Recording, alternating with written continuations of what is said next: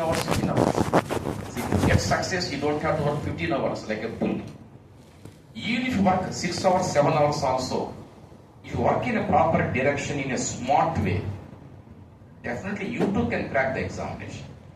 Only thing is you have to catch the pulse of the examiner. Pulse of the examiner. Suppose if you compare a state level exam, AE, AEE, we have these type of exams. So the questions what is in the AE, AEE, they are somewhat easy compared to the GATE and ESE questions.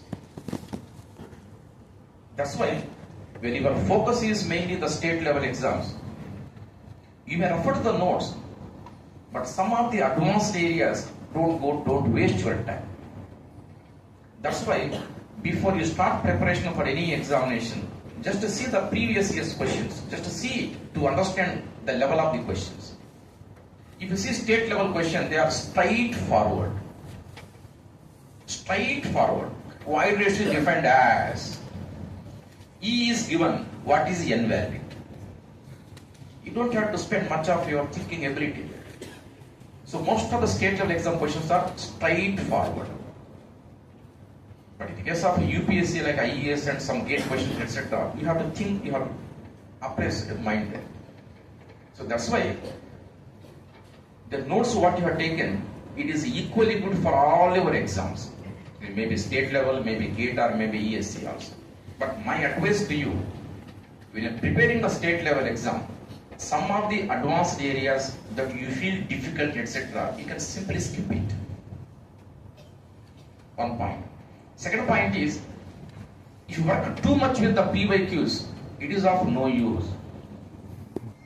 First you have to study the theory part. You have to learn concepts.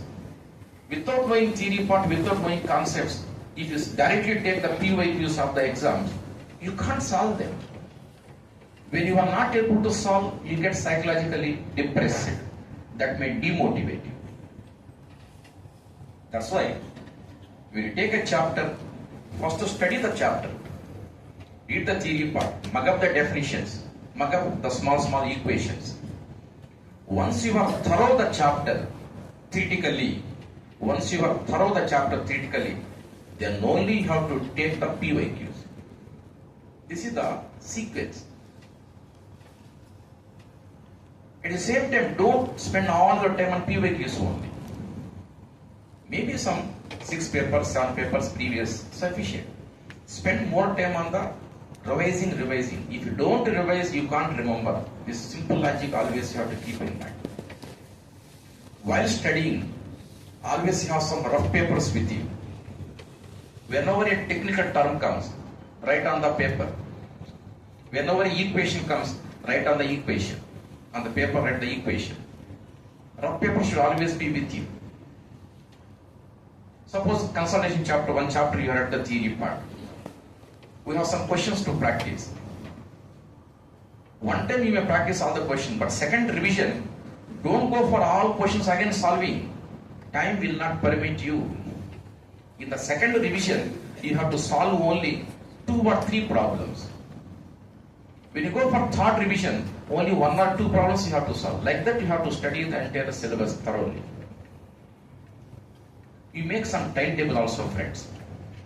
If you don't have targets, your time will get wasted. Per day, how many hours you want to study? Is it 4 hours or 3 hours? First you fix it. Suppose you want to study 4 hours daily, at least, to begin with. Because remaining time you are attending the classes. You are getting 4 hours of leisure time. Maybe in the night, you want to study 4 hours. What to study and how to study in the 4 hours of time? My advice, don't study all the 4 hours of the same subject unless you have any exam next day. Don't do that one. Out of the 4 hours, 2 hours, half time you have to spend for revising the previous subject that you have already studied long back. Half of the hours, let us say 2 hours out of the 4, use it for the revision purpose. Revision of those subjects that you have already studied earlier. The remaining 2 hours you have utilized to revise the ongoing subject. Otherwise, you have to use for the learning of the new subjects. So every day, we should have revision of some previous subject. Have some target. By the end of October, I have to complete the revision of so and so. See friends, if you do not have targets, you can't complete the syllabus. Even 1 year time also given to you, still preparation goes on. That's why I have some targets.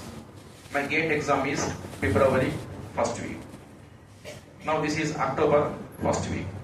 November, December, January, February. You have 4 months left. Let us say 3.5 months. 3.5 months means around 100 days you have. 100 days. Per day how many hours? 8 hours or 10 hours.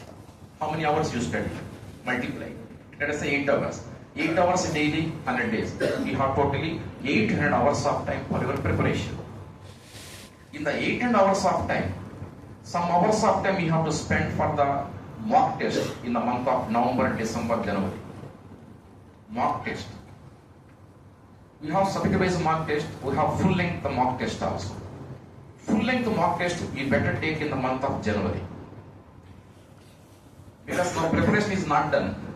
If you take full-length mock test, how can you solve the papers? You can't solve.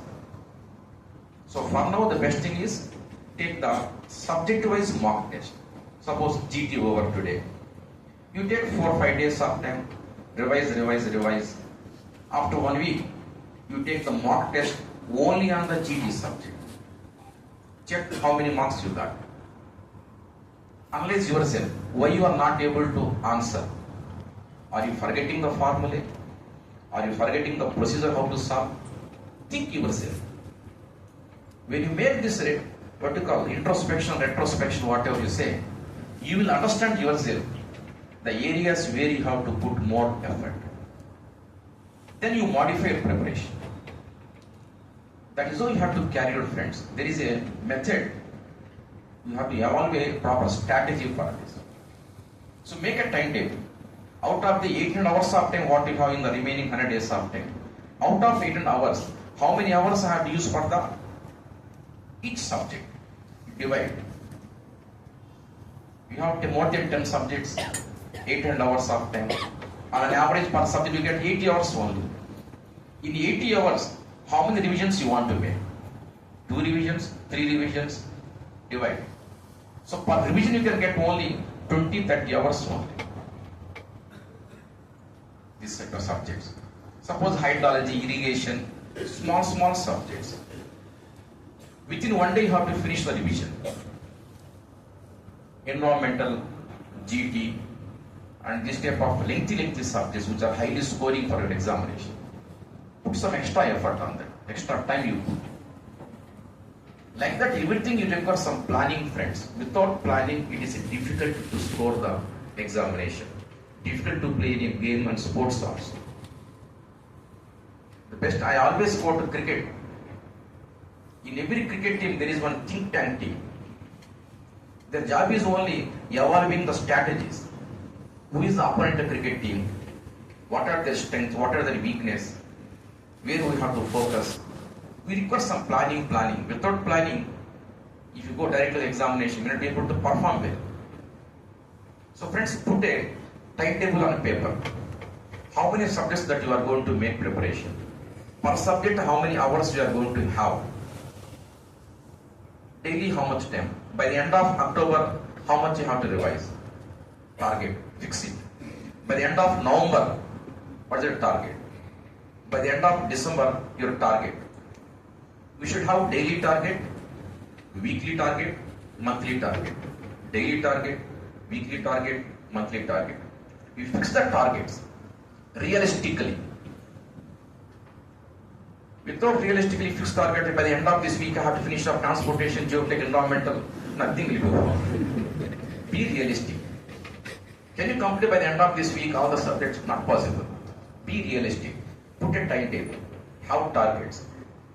Without the targets, you cannot cover the syllabus. I'm challenging. If I am wrong, you can sue me on court of law. Have targets. Generally, you are going to complete the syllabus. So these few points kindly you follow, friends. Right? Don't be over ambitious. No need to study the 100% syllabus. Around 90%, 85% you target. Suppose you come across some areas, one or two areas which you did not attend, which you are not able to follow, leave it in the first prompt. You study the other topics which you are comfortable, which you are able to understand easily. See, don't think whatever that you are leaving, the same thing is going to come in the examination. There is no guarantee that. Is it not? So like that, friends, first you target some important areas, cover up, then you can go to unimportant, less important. That is how you have to build the subject. Right? Anything else, friends, you want to? No, sir. So I will be available here. If at all you have got any doubts, etc., you can meet me.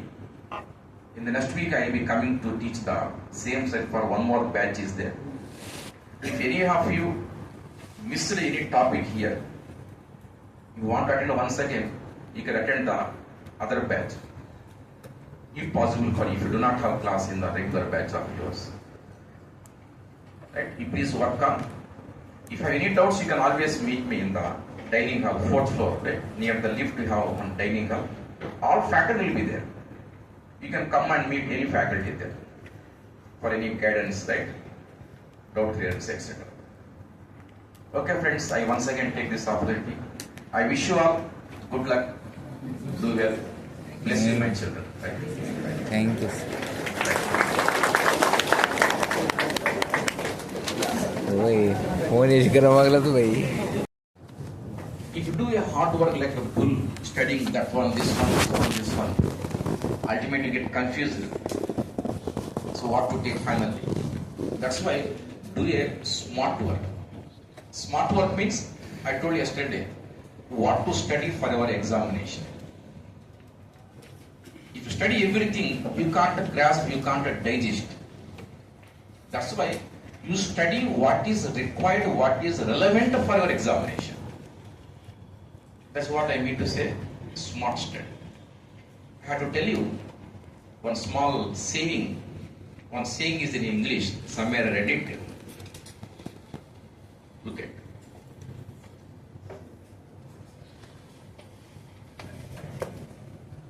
Something I'm trying to recollect it.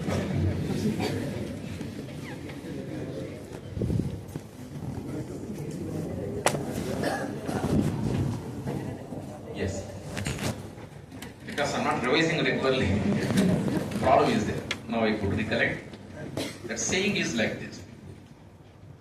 Knowledge is a treasure. Knowledge is a treasure. But practice is a key to open and enjoy it.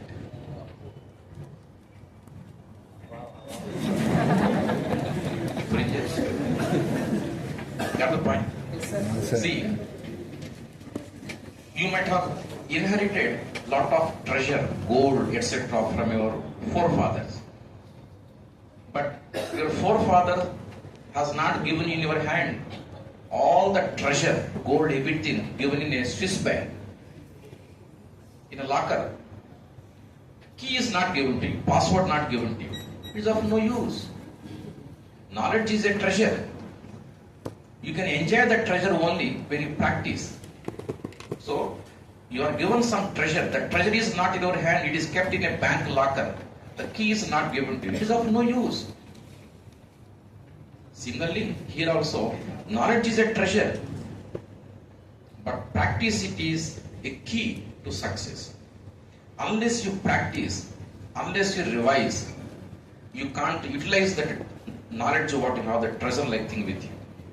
That's what in simple terms, practice makes you perfect. We have slogan, there is a note everywhere. Practice makes you perfect.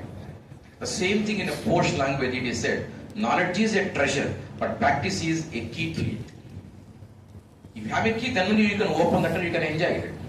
So, you may be university topper, you may be NIT topper, you may be college topper, you may be having knowledge, but unless you practice, unless you revise, you can't reproduce in the examination. This point always you keep in mind. Most of students which I have seen so far,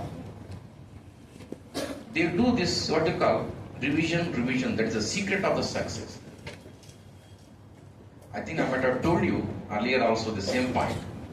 You see, most of the IES toppers, IAS toppers, IPS toppers, they are mostly from Bihar, Rajasthan area. Bihar, many people say it's a backward state. But you can see many toppers in IES exam, IAS, IPS from the Bihar state, otherwise from Rajasthan state. Do you know the reason for that? Because for Bihar and Rajasthan, They do not have option. state level jobs for them. Very few. The only source for them is central government jobs. That's why once they pass the BTech, they take their luggage in suitcase, they come to New Delhi. Rajendra Nagar. They come to New Delhi. It was a wonderful movie, 12 fail. 12th Fail, exactly. 12th Fail was a web series. Movies, sir. Web series, I think. Movies. Arts fail. Aspirants web series. 12th Fail movie. Yeah, I had confusion. I didn't revise properly. But the same story there also, right? Concept is same. Let me fit that one. Maybe motivation for some of you. So after BTech, this Bihar, for example, telling, don't think that I'm pointing out, commenting on Bihar. That's not my intention. You have to learn something from those students who come from this Bihar and etc. For them, there are no state level jobs there. The only source for them mainly is the central government jobs. So after BTech, they take some amount with the luggage, they land in New Delhi. They take some small PG, etc. The struggle what they do there, I see literally, many a time, I see literally, I interact with them. They work minimum 15 to 16 hours a day. I'm not at all exaggerating anything there. 15 to 16 hours a daily they do the work. Out of 24 hours, you imagine how many hours they are keeping for the sleeping and other activities. Minimum 15 hours they work. Rigorously they work. That's why you see many toppers from those states. Necessity is the mother of invention. For them it was a necessity. But for South Indians we have many options. Most of South Indians after BTech they get some campus placement job, software, where you are a civil, mechanical, electrical, electronics. Most of the jobs are software. So South Indians are more passionate towards software jobs. But North Indians, they are more passionate towards the government jobs. They like government jobs. There is an attitude. So to get government jobs, we have so much competition. We have to compete with them. So why I am telling all this is, you realize yourself, how many hours you are working daily. Are you working 4 hours?